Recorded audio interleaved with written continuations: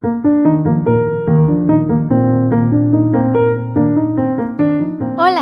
espero estén teniendo un excelente día. En el capítulo anterior vimos qué era la biología y a quién se le atribuyó el término padre. Pero, ¿qué acontecimientos fueron moldeando esta maravillosa ciencia a lo largo de la humanidad? Si quieres saber más, quédate conmigo. Yo soy Ami Torres y esto es 15 minutos de biología. Comenzamos.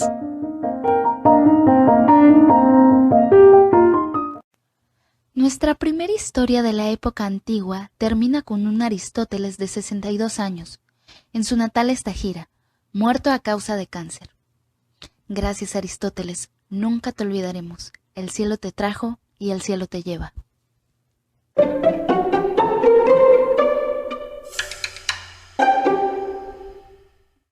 Sin embargo, existieron muchas más personas con estas mismas ansias de saber, por lo cual tan solo 33 años más tarde nacería Herófilo de Calcedonia.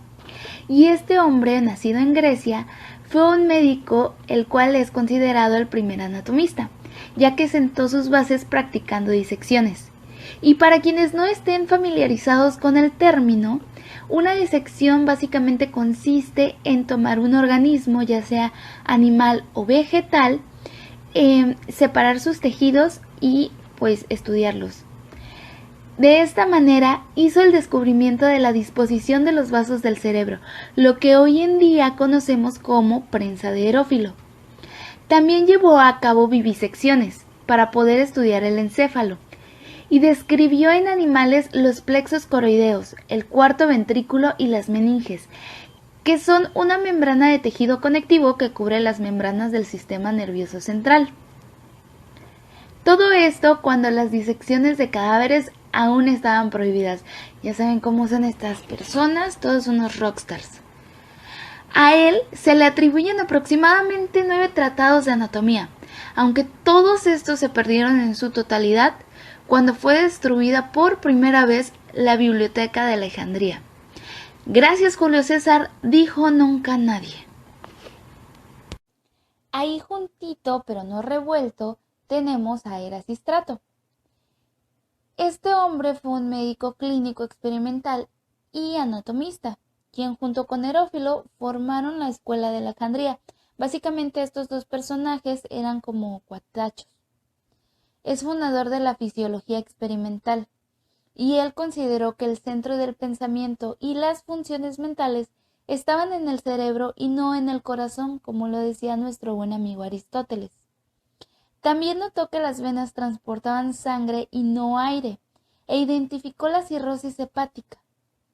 Aunque una de las cosas por las cuales es famoso este hombre no es a causa de sus grandes descubrimientos, sino que al parecer el rey Seleuco I de Babilonia y Siria le llamó para que curara a su hijo llamado Antíoco, por lo cual pues ya este cuate tuvo que ir, lo estuvo viendo, lo estuvo checando y por varios días se dio cuenta de que pues no estaba enfermo, simplemente tenía mal de amores porque se había enamorado de la segunda mujer de su papá. Así algo bien común en el norte, ¿no? No más digo. En fin, lo que nos lleva al final de la época antigua, en el año 130, con Claudio Galeno, quien desarrolló la anatomía moderna. Y comenzamos el medievo, el cual comprende del 476 a 1492, con un tal Alhais, que escribió el Tratado de Zoología, para después continuar con Mondino de Luzzi, quien realizó disecciones humanas post-mortem.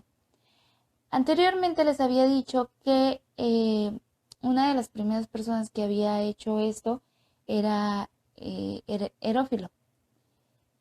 Y es que pues él sí las hizo, pero las hizo en animales.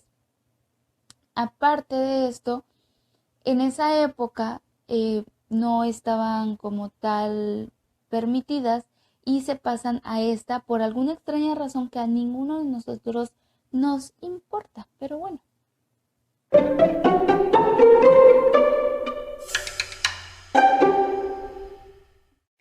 Por otra parte, la biología en la época del Renacimiento tuvo lugar en Europa, ya que allí fue donde comenzaron a surgir los primeros trabajos científicos serios. Esto dado a la necesidad que tenían por mejorar sus medicamentos causados por el descubrimiento de América. Y aquí es donde quizá les comenzarán a sonar nombres un poco familiares. Por ejemplo, Leonardo da Vinci, quien por obra y gracia realizó esbozos casi exactos a la estructura humana. O Galileo Galilei, que aunque es más conocido en la astronomía, también incursionó en la botánica, ya que fue autor de un tratado el cual se llama Historia Natural de América.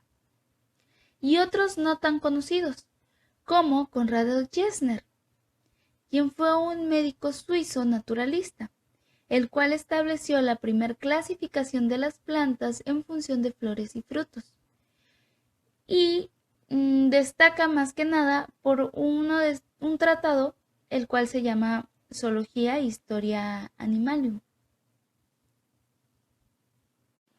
Francis Bacon, quien se basó en la experimentación e introdujo el método llamado cualitativo inductivo en las ciencias naturales, y René Descartes, quien es autor de una obra llamada El discurso del método, el cual consiste en conducir a la razón y buscar la verdad de las ciencias.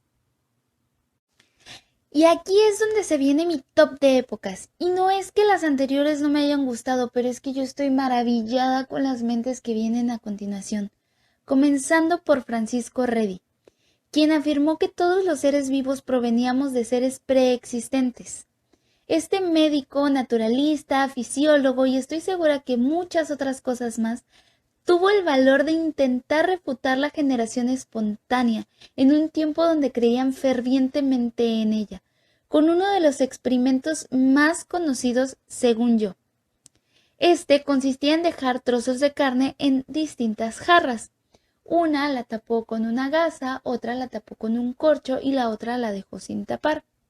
Después de días se dio cuenta de que la carne que no estaba tapada tenía crecimiento de organismos, en este caso eran larvas, y las otras dos solamente tenían un mal olor.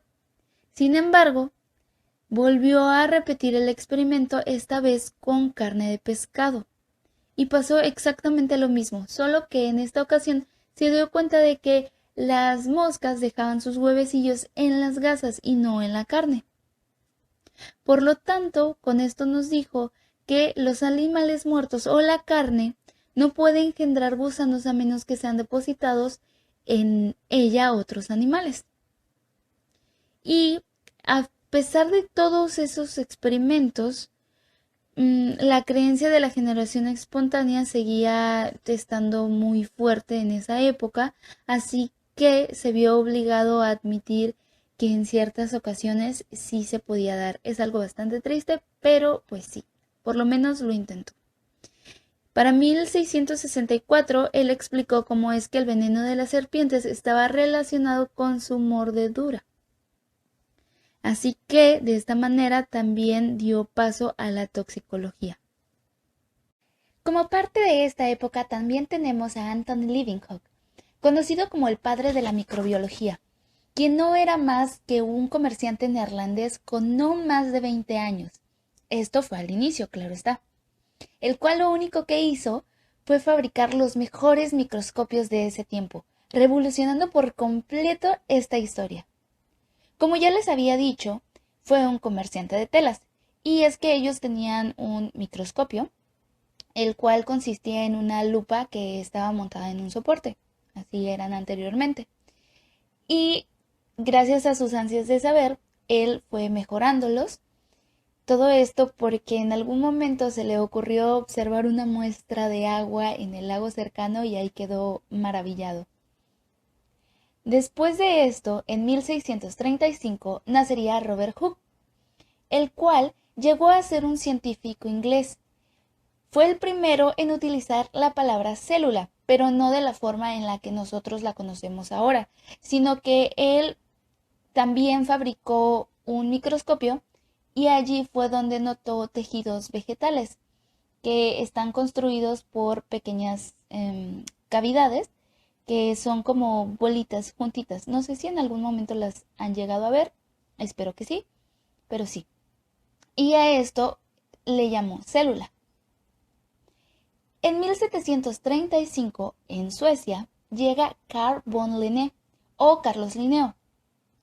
Carl Langas fue un médico con amor a la botánica y tras concluir todos sus estudios, publicó su primera edición de su clasificación de los seres vivos, el cual se llama Sistema Naturae. Este lo fue modificando conforme pasó el tiempo y restauró el jardín botánico. Lo que lo hizo sembrando las plantas de acuerdo a su sistema de clasificación. Así que si tú buscas algún tipo de planta o algo así, en las descripciones va a ser muy común que leas este nombre, el de Carlos Linneo. Y aquí, en 1789, es donde termina la época moderna. Y ya que estamos con esto de la botánica, les voy a recomendar una novela que se llama La firma de todas las cosas, de Elizabeth Gilbert.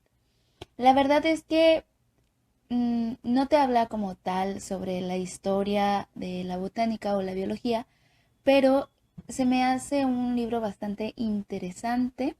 Te habla también sobre algunos personajes como Darwin, Lamarck o el Capitán Cook, que de hecho Linneo trabajó con él. Él mandó a algunos de sus estudiantes a los viajes de este hombre para traer plantas. Entonces, sí, es muy bonito, no está muy grande, me parece, tiene 643 páginas y te atrapa bastante bien. Está muy recomendado, se los recomiendo mucho. Si tienen la oportunidad, deberían leerlo, está muy bonito.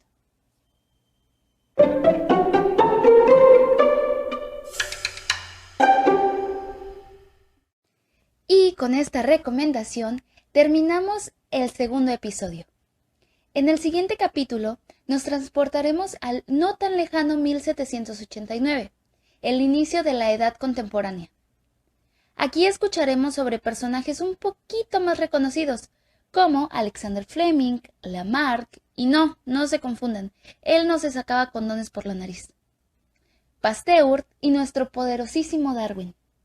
También veremos cómo comienzan a despuntar las mujeres en la ciencia, ya que, por si no se habían dado cuenta, que espero que sí, todo este tiempo les he estado hablando solamente de hombres. En fin, gracias por llegar hasta aquí. Recuerden que debemos buscar siempre la verdad, pase lo que pase, ya que cuando dejamos de pensar, morimos. Así que no dejen de hacerlo. Nunca saben si serán los siguientes Leeuwenhoek. Yo soy Ami Torres y esto fue 15 minutos de biología. Hasta la próxima.